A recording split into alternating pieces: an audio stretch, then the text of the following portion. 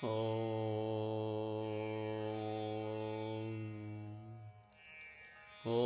नमो भगवते वासुदेवाय। ॐ नमो नारायणाय। श्रीमन्नारायणीयं दशकं 20 श्लोका 4। त्वयि त्रिलोकीभृति राज्यभारं त्वयि त्रिलोकीभृति राज्यभारं निधाय नाभिः सहमेरुदेव्या निधाय नाभिः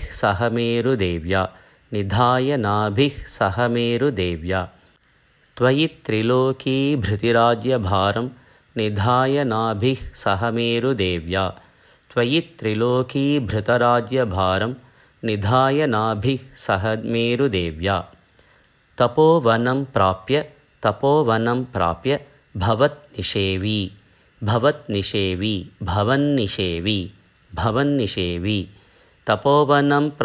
भवन्निषेवी तपोवनं प्राप्य भवन्निषेवी गतः किल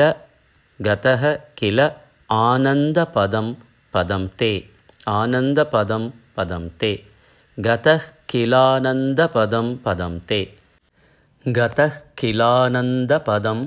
ते तपोवनं प्राप्य भवन्निषेवी गतः किलानन्दपदं ते तपोवनं प्राप्य भवन्निषेवी गतः किलानन्दपदं ते त्वयि त्रिलोकीभृतिराज्यभारं निधाय नाभिः सहमेरुदेव्या तपोवनं प्राप्य भवन्निषेवी गतः किलानन्दपदं ते त्वयि त्रिलोकीभृतिराज्यभारं निधाय नाभिः सहमेरुदेव्या तपोवनं प्राप्य भवन्निषेवी गतः किलानन्दपदं ते त्वयि त्रिलोकीभृतराज्यभारं निधाय नाभिः सहमेरुदेव्या तपोवनं प्राप्य भवन्निषेवी गतः किलानन्दपदं ते